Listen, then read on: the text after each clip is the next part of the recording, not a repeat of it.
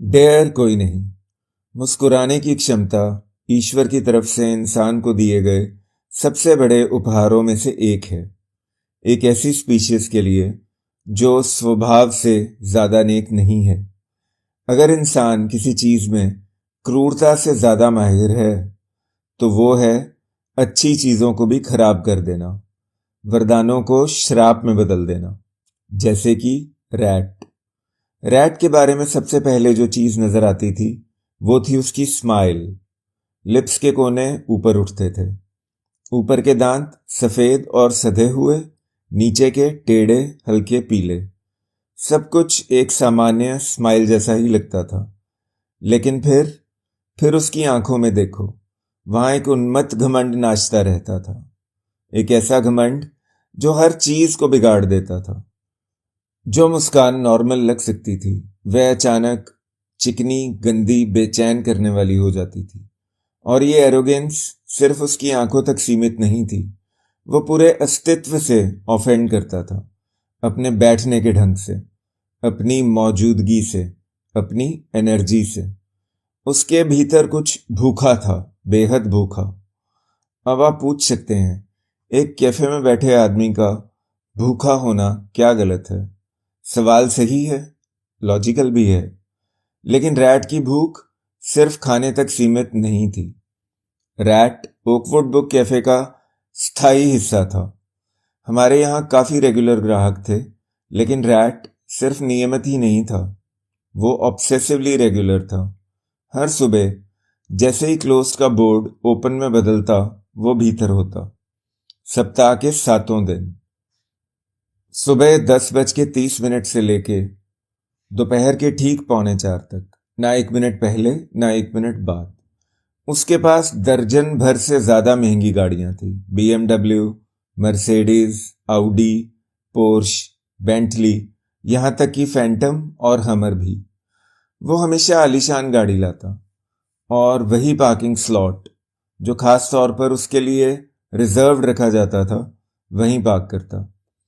वो खुद ड्राइव करता था। शायद उसे लगता था कि ड्राइवर रखने से उसका अपना प्रदर्शन फीका पड़ जाएगा। वो हाथ जेब में डाले सीटी बजाता हुआ अंदर आता और सीधे जाकर वही सीट लेता जो कैफे की सबसे अच्छी सीट थी। एक्सेल लेक की ओर खुलती बड़ी खिड़की के सामने नीला पानी, लेजीली फ्लोटिंग सेलबोट्स, सनबेदिंग ब्यूटीज। एक आदर्श व्यू, रैट का पर्सनल व्यू। उस आदमी को लेकर कई कहानियां थी।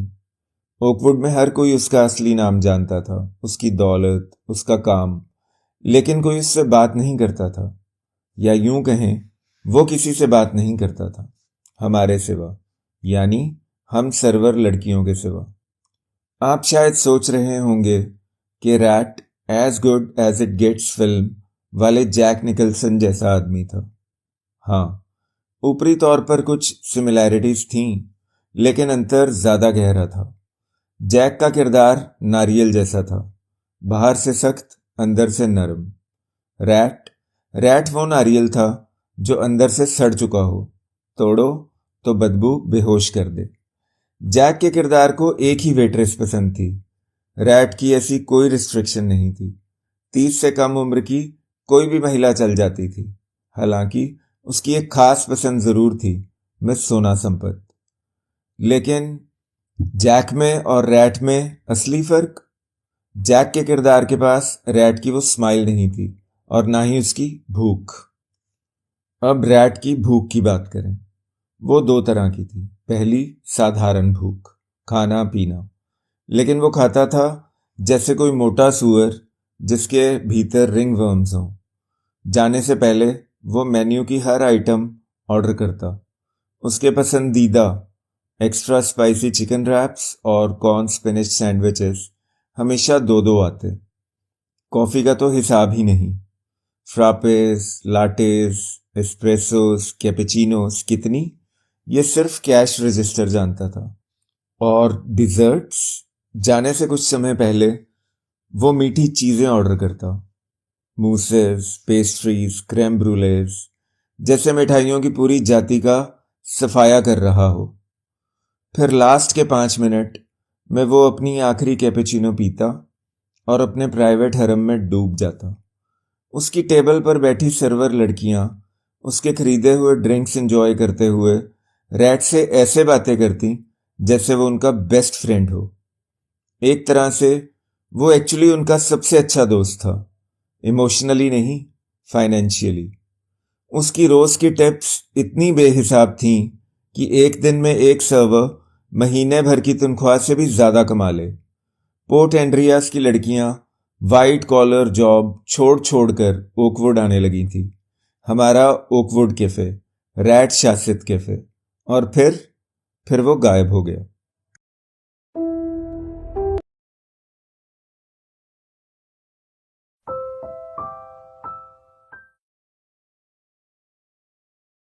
आरामदेह वाइट कॉलर जॉब्स छोड़ छोड़कर युवा लड़कियां हमारे कैफे में सर्वर बनने के लिए कतारों में खड़ी थी। उस कैफे में जिस पर रैट का राज था, और ये राज चलता था उन बेहिसाब पैसों की मदद से जो वो हर दिन टिप्स में छोड़ जाता था। अगर आपको याद हो, मैंने रैट की भूख के बारे में कहा था कि वो दो तरह की थी। पहली किस्म हम पहले ही देख चुके हैं, खाना पीना, मेन्यू की हर चीज। दूसरी भूख ज्यादा अदृश्य थी। वो कोई जरूरत नहीं थी, वो एक क्वालिटी थी, एक काली क्षमता, अगर यूं कहें तो एक डरावना हुनर। वो लोगों को खाता था, नहीं आदमखोरी के अर्थ में नहीं, वो उन्हें अपनी आंखों से खाता था, बिना छुए, बिना उंगली लगाए। और फिर भी वो खाना पूरी तरह शैतानी था। आप अगर कभी उसका निवाला बने होते तो समझ जाते। उसकी नजर इतनी पैनी लगती थी कि हर बार जब वो निगाह मेरे पैरों पर गिरती और स्नेल की चाल से ऊपर चढ़ने लगती, मेरा शरीर कांप उठता। उसकी नजर चलते चलते जैसे मुझे खाती जाती थी, मुझे बेचैन करती, निचोड़ देती, और हर बार मुझे यही दुआ करने पर मजबूर करती कि काश मुझे मोटी खुरदरी पैंट पहनने की इजाजत होती, उस छोटी स्कर्ट की जगह जिसे पहनना ओकवुड कैफे की हम खुशकिस्मत समझे जाने वाली सर्वर्स की मजबूरी थी। लेडीज एंड जेंटलमैन, गलत मत समझिए, रैट अकेला नहीं था जो हमें घूरता था। वो शैतानों की इस दुनिया में कोई एक्सेप्शन नहीं था। असल में एक्सेप्शन तो वो पुरुष है जिसकी नजर आपके शरीर पर नहीं ठहरती, भले ही उसे लगे कि आपको पता ही नहीं कि आपको देखा जा रहा है। बी, कि आपको इस भूखी गंदी नजर से कोई आपत्ति नहीं होगी। और सी, कि अगर कोई आपत्ति होगी भी तो आप कुछ कर नहीं पाएंगी। मुझे सिनिकल कहिए, लेकिन मेरा मानना है कि शरीफ आदमी या तो काल्पनिक हैं या फिर इस जमाने से लुप्त हो चुके हैं। सच्चाई तो यही है कि एक सुंदर लड़की हर जगह भेड़िए की नजरों से देखी जाती है, उसे चाहा जाता है, घूरा जाता है, वस्तु बना दिया जाता है, यूनिवर्सल रूप से। तो जब मैं रैट की बात करती हूं तो मेरा मतलब यह है कि वो कुछ खास था, एक एवरेज परवर्ट से कई पायदान ऊपर। साधारण खाना खाने की उसकी क्षमता लगभग अलौकिक थी, खासकर एक ऐसे आदमी के लिए जिसका बॉडी मास इंडेक्स एकदम आदर्श था। वो ना ज्यादा दुबला था, ना ज्यादा मोटा। पहले अपनी आंखों से आपको टटोलना, फिर काटना, चबाना और निगल जाना, रूखेपन से, जल्दी से, मानो कोई आधा पागल कौनेसा अपनी पसंदीदा डिश पर टूट पड़ा हो। उसकी ये नजरों से खाने की क्षमता आम खाना खाने से भी ज्यादा असाधारण थी। मैं अकेली नहीं थी जो ऐसा महसूस करती थी।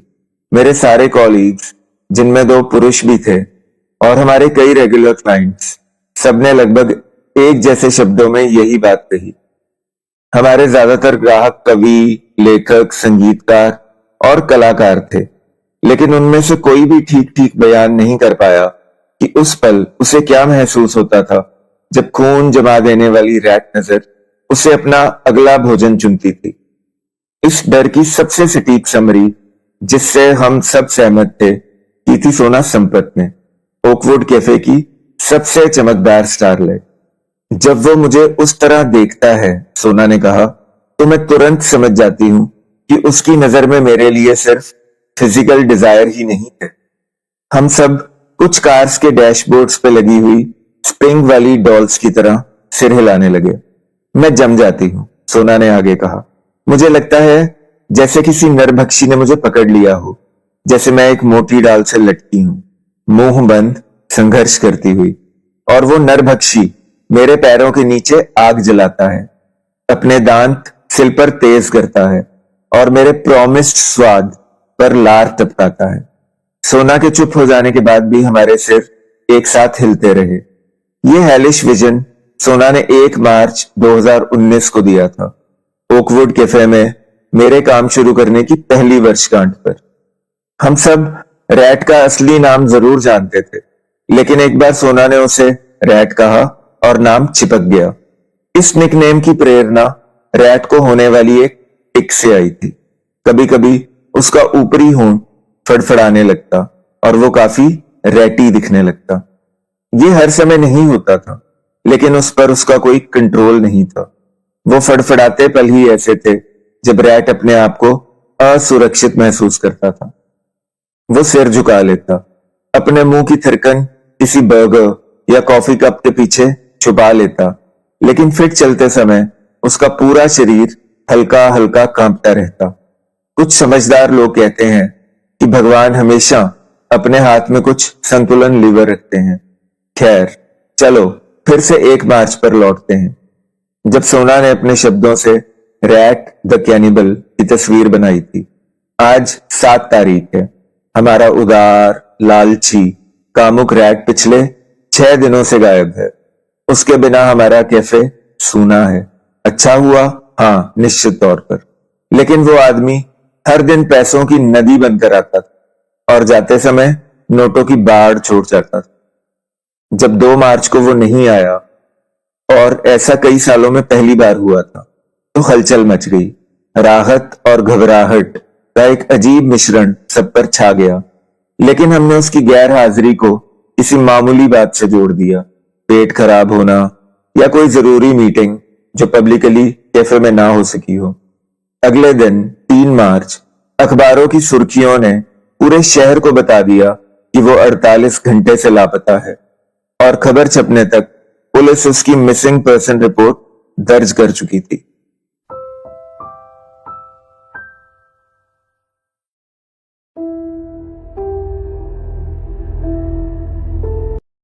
अगले दिन एक खबर आई। जिस गाड़ी में रैट आखिरी बार ओकवुड कैफे से निकला था, एक काली BMW X5, वो गाड़ी मिल गई थी। कैफे से कोई 30 मील दूर एक दलदली इलाके के किनारे लावारिस खड़ी हुई। उसके तीनों एप्पल फोन्स गाड़ी के अंदर ही पड़े थे। पुलिस ने इमीडिएटली उसकी कॉल डिटेल्स और सेल टॉवर लोकेशंस चेक करना शुरू कर दिया था। शहर के अलग अलग इलाकों में लगे सैकड़ों CCTV कैमरों की मिलीजुली फुटेज देखने के लिए एक अलग टीम बना दी गई। 6 मार्च की शाम तक, यानी कल तक, पुलिस के हाथ कुछ भी खास नहीं लगा। कोई ठोस सुराग नहीं। ये बात पुलिस ने पब्लिकली नहीं बताई। केस सुलझाने का उन पर ज़बरदस्त दबाव था। हमें ये सब अपने घबराए हुए मालिक से पता चला। उनकी ऊपर तक काफ़ी जान पहचान थी। उनके सोर्सेस के मुताबिक रैट का कॉल लॉग पुलिस को पूरी तरह अनसस्पिशियस लग रहा था। जिस शाम वो गायब हुआ, उसने कैफ़े से निकलने के बाद सबसे पहले अपनी सेपरेटेड वाइफ से बात की थी। वो न्यूयॉर्क सिटी में रैट के दोनों बेटों के साथ रहती थी। इसके बाद उसने माउंट आबू का एक लैंडलाइन नंबर मिलाया, जहां उसकी विधवा माँ एक आश्रम में आत्मिक शांति ढूंढ रही थी। उसकी आखिरी कॉल अमेरिका की एक एस्टेट मैनेजमेंट कंपनी से आई, जो सिलिकॉन वैली से काम करती थी। उसके पिता ने 90 के दशक में ई-कॉमर्स की दुनिया में खूब पैसा बनाया था। बबल बर्स्ट होने से पहले ही उन्होंने समझदारी से अपने स्टार्टअप बेच दिए और भारी रकम लेकर बाजार से निकल गए। उस पैसे को उन्होंने अमेरिका और भारत के बड़े IT हब्स के ऑफिस टॉवर्स में इन्वेस्ट कर दिया था। रैट अपने पिता का इकलौता बेटा था। उन ऊंची बिल्डिंग्स के आसमान छूते हुए किरायों से वो बेहद अमीर बन गया था, बिना एक दिन भी काम किए। इन कॉल्स के अलावा उसके फ़ोन्स में कोई और कॉल दर्ज नहीं थी। सेल टॉवर लोकेशंस से भी कोई नई बात सामने नहीं आई, क्योंकि उसके तीनों फ़ोन्स काफ़ी देर पहले ही स्विच ऑफ हो चुके थे। सैकड़ों सीसीटीवी कैमरास की फीड को जोड़कर एक साथ देखा गया। उसमें रैट की बीएमडब्ल्यू कभी इस सड़क पर, कभी उस सड़क पर एक सी रफ्तार से चलती दिखी। चारों साइड की खिड़कियों पर और पीछे की विंडशील्ड पर इलेक्ट्रिक कर्टेन्स लगे थे, और आगे की विंडशील्ड पूरी तरह गहरी काली फिल्म से ढकी हुई। कानून ऐसे शीशों की इजाज़त नहीं देता, लेकिन आप जानते हैं, अपने अपने शहरों में ऐसी काली रेप फ्रेंडली खिड़कियां हम रोज़ देखते हैं। इसलिए हाई रेजोल्यूशन कैमरे भी बीएमडब्ल्यू के अंदर कुछ नहीं देख पाए।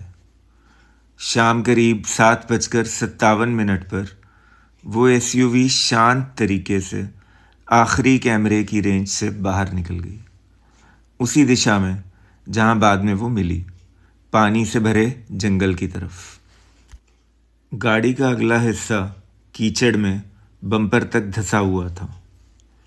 कहीं कोई सबूत नहीं मिला, न सुसाइड नोट, न फिरौती की मांग, न किसी तरह की मारपीट के निशान, न कोई गवाह जिसने कुछ अजीब देखा या सुना हो। वो कहाँ होगा? उसके साथ क्या हुआ? क्या वो कभी वापस आएगा? उसके पास तो सब कुछ था, फिर वो खुदकुशी क्यों करेगा? ये सवाल पूरे शहर में मंत्रों की तरह दोहराए जा रहे थे, लेकिन सबसे ज़्यादा हमारे कैफ़े में, जहां अब बैलेंस शीट्स की भारी भरकम फिगर्स काफ़ी हल्की हो जाएंगी अगर रैट जिंदा लोगों की दुनिया में वापस नहीं लौटा। हम ओकवुड की लड़कियां अब उन लग्जरीज की आदी हो चुकी हैं जो रैट की क्रेजी टिप्स के बिना अफोर्ड करना मुमकिन ही नहीं है। आखिरकार वो कहाँ गया?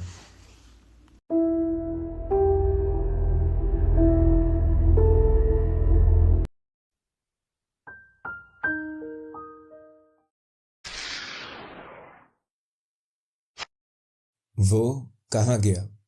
ओकवुड बुक कैफे इस सवाल से गूंज रहा है, लेकिन एक दूसरा नजरिया भी है, और वो सामने आता है खुद मिस सोना संपत की जुबानी।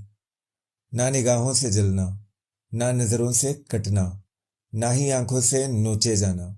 हम इनोसेंट ब्यूटीज के लिए ये किसी ब्लेसिंग से कम नहीं है, लेकिन हमारी हेड वेट्रेस और सोना की स्लो बर्न राइवल मोनिका फोर्समैन इस सोच से सहमत नहीं है।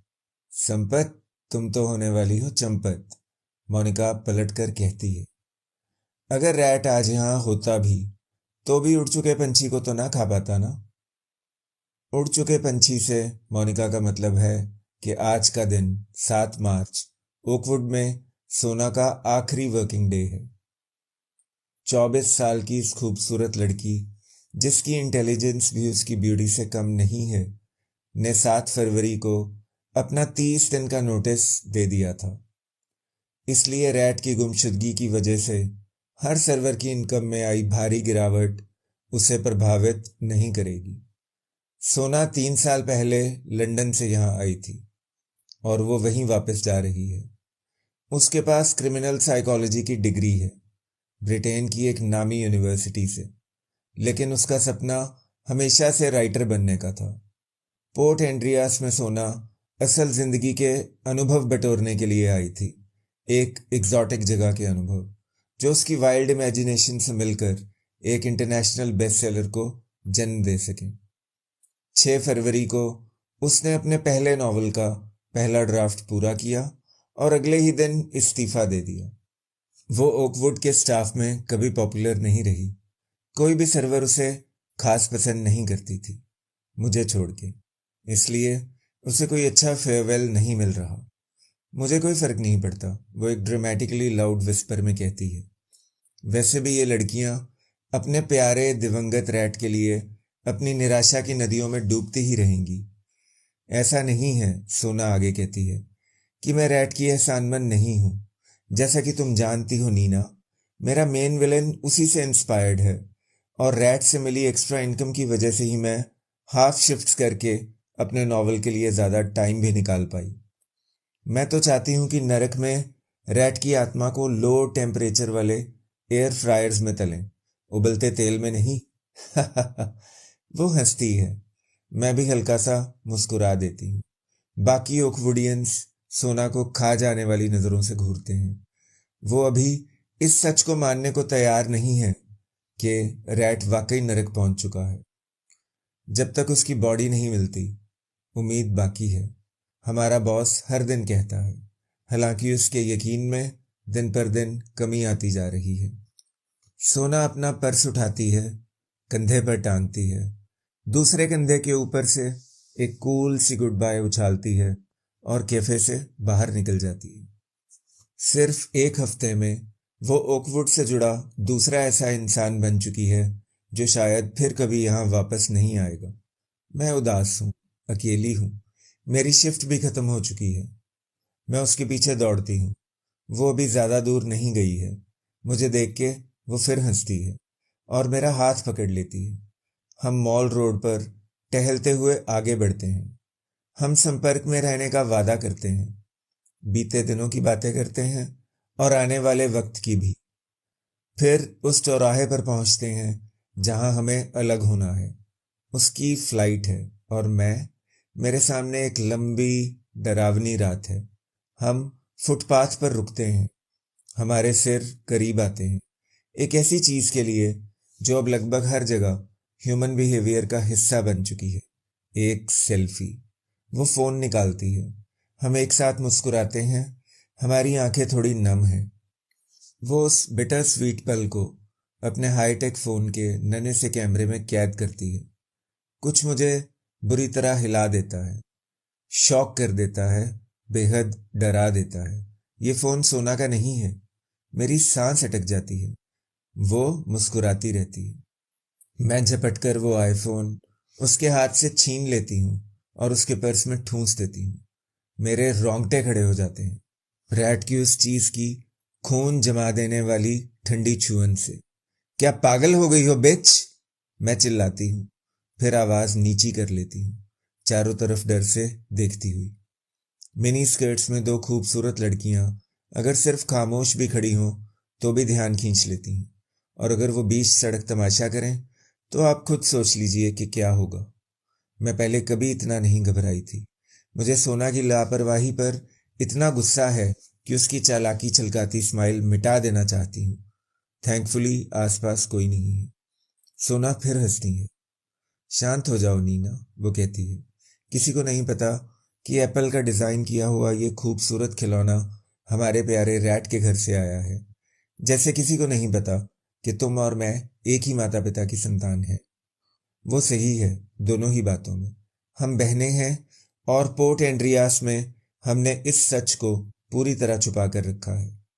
वो लंदन से आई जरूर है, लेकिन पैदा वहां नहीं हुई थी। हम दोनों एक दूर दराज के छोटे से कस्बे की सबसे साधारण कॉलोनी में जन्मे, जहां से किस्मत ने हमें एक अनाथालय पहुंचा दिया। ये डरावना फोन जिसे मैं उसके पर्स में छुपा रही हूँ अमेरिका से इंपोर्टेड है, रैट के बाकी तीनों फोन्स की तरह। लेकिन इसमें सिम भी अमेरिकन ही है।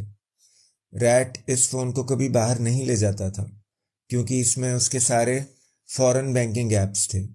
वो इसे सिर्फ ऑनलाइन बैंकिंग के लिए इस्तेमाल करता था, और इसी वजह से सोना ने सैकड़ों कीमती चीजों में से सिर्फ यही गैजेट रैट के घर से चुराया जब वो हमारा कैदी था। हमने रैट को तरह तरह की यातनाएं देकर उससे user names, passwords, security answers वगैरह उगलवाए ताकि हम उसके अकाउंट्स में से केमैन आइलैंड्स के एक नंबर्ड अकाउंट में फंड्स ट्रांसफर करा सकें। ज्यादा लालच ना दिखाते हुए सोना ने $170 मिलियन के बैलेंस में से सिर्फ 7 मिलियन ही अपने अकाउंट्स में ट्रांसफर किए। मैं जानती हूँ आप क्या सोच रहे हैं? सोना ने रैट को फंसाने के लिए जरूर उस आदमी से संबंध बनाए होंगे। गलत। सोना ने ऐसा कुछ भी नहीं किया। रैट को अपने करीब आने की परमिशन देने से पहले वो अपनी आंतें तक वॉमिट आउट कर देती। मेरे लिए भी यही सच है। मैं, उसकी साथी, उसकी बहन। रैट को हमें जब भी टच करना पड़ा, हमने वो हैमर्स और प्लायर्स जैसे टूल्स से किया, और वो भी गार्डनिंग ग्लव्स पहन के। किसने सोचा होगा, सोना मेरा हाथ पकड़ के कहती है, कि दो अनाथ बहनें जिन्हें जिंदगी भर उन्हीं लोगों ने अब्यूज किया, जिन्हें उनकी रक्षा करनी थी, कुछ ऐसा कर देंगी। हमने अपने साथ हुए उन सारे अत्याचारों को एक हथियार बना लिया और उस ओवर कॉन्फिडेंट पिशाचों जैसी भूख वाले जानवर पर पूरी ताकत से वार किया।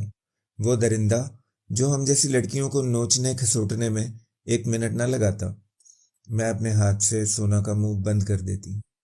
वो अनजस्टिफाइबल को जस्टिफाई करने की कोशिश कर रही है, गलत को ठीक ठहराने के तरीके तलाश रही है। हमारे गुनाह का असली कारण हजारों मील दूर हमारे जॉइंट अकाउंट में पड़ा है। मैं उसे धकेलते हुए कहती हूँ, अब जाओ और इस फोन को जरूर गायब कर देना। ऑफ कोर्स, वो कहती है, ये फोन कभी किसी को नहीं मिलेगा। वो मुझे गुड बाय किस करती है और चली जाती है। मैं उसे पूरे 1 महीने तक नहीं देखूंगी। मैं भी आज इस्तीफा दे दूंगी और 30 दिन में यहां से चली जाऊंगी। हमने 1 मार्च की वारदात को लगभग 3 साल तक केयरफुली प्लान किया था। यकीन मानिए, रैट को उस होल तक लाना बिल्कुल भी मुश्किल नहीं था जहां अब उसकी बॉडी सड़ रही है।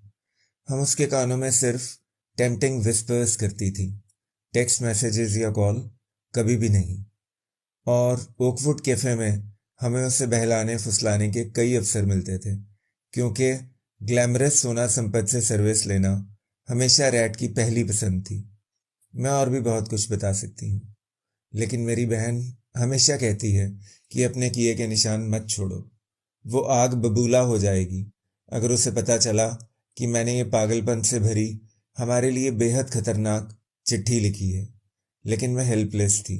मैं प्रेशर कुकर हूँ और ये लेटर मेरी विसल है। इसे ना लिखती तो मैं फट जाती।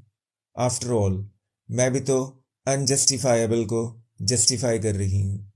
मेरी कुल संपत्ति अब लगभग $3.5 मिलियन अमेरिकन डॉलर है। लेकिन इन दिनों मेरे दिमाग में जो तस्वीरें घूमती हैं, उनका पैसों से कोई लेना देना नहीं है। मुझे एक सपना बार बार आता है। नरक के बीचों बीच एक जलता हुआ कैफे है।